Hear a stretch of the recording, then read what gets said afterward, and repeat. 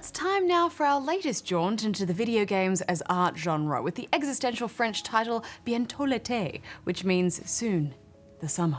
As soon as I booted this game up, Barjo, I knew you were going to love it. Oh yeah. We begin in space. I do like space.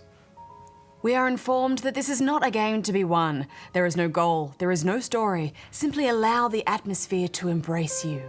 Do not think, do not want, just be. Oh, come on. Shh, Bientot.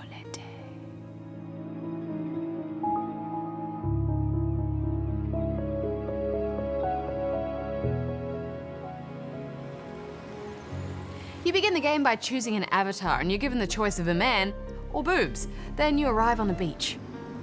Hex, I put my cynicism aside and followed the game's instructions to walk and to not think and just to be.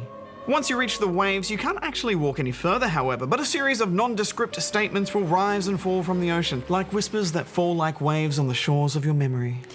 Yeah, you're not really sure if this is one of those games where you're supposed to wait for something bigger to happen or if that's just it. The controls are a little awkward to use. You can navigate with the arrow keys or by moving the mouse to the left and right edges of the screen, which is a bit annoying. Hitting the scroll wheel will take you into a weird kind of dimension where you can move quite quickly. The only other object that you can see around you is a house, so you move towards it. Once inside, you take a seat at a table with a chessboard and the very French accessories of a glass of wine and a cigarette. And this is where you're supposed to have an interaction with another real-life player as part of the experience. Yes, unsurprisingly, not a huge amount of people are playing Bientot, so we could never seem to get a date. But there is the option to converse with an AI partner. You do this by selecting chess pieces and placing them on the board, corresponding with whichever wistful and disconnected statement you want to make. Click the wine to drink it. Click the cigarette to smoke it. Do not think, do not want, just be. It's a shame we couldn't find a stranger to play this game with, because I think this is a game about interactions and relationships, and I think that's what the game hinges on. Yeah, from what I read in the developer's blog, which is a whole journey into art and existentialism in itself, is it's meant to be a game about the complications that exist within all relationships. And then the sci-fi element to it is meant to represent a simulation that prepares a person for the loneliness of space travel.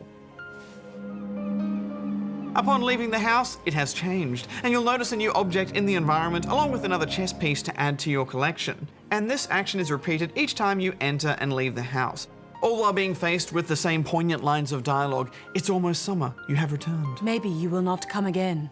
It's so hard to take it seriously, isn't it? Because it's almost a parody of itself. Vous touchez le corps. It just seems like such an artsy genre cliché that part of me almost thought it was a joke. Je chasse l'image de votre corps perdu dans les ténèbres de la mer.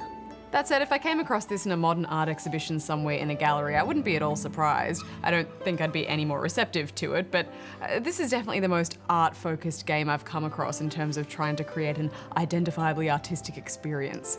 I appreciate that it lets you do something other than just walk, but as hard as I tried to experience and feel something with this game, all I felt was comedy, because I just think it's a bit silly, and it made me laugh for the wrong reasons. And I'm not sure if having a real-life person there controlling these repetitive and seemingly pointless lines of dialogue that you get to read at that chess table would have made much of a difference.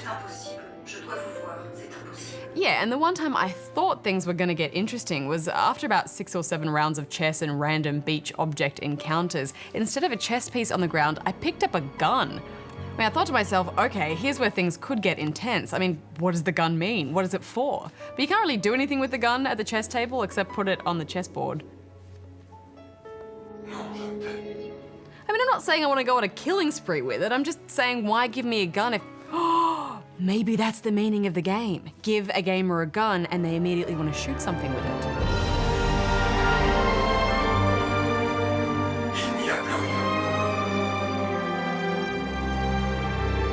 Je n'aurais pas dû manger ce 4e sandwich au fromage.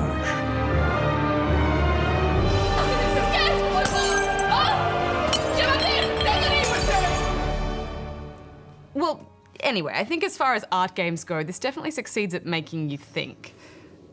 And it does create some sort of experience rather than just letting you walk through a pretty environment. But the experience is rather dull and frustrating and repetitive. I think it's stupid. I don't think it's got enough direction in there for any gamer to sit down and actually be pulled along and have some sort of experience worth remembering, so I'm giving it 2. It's 3.5 from me. C'est curieux, je n'ai pas envie de rentrer.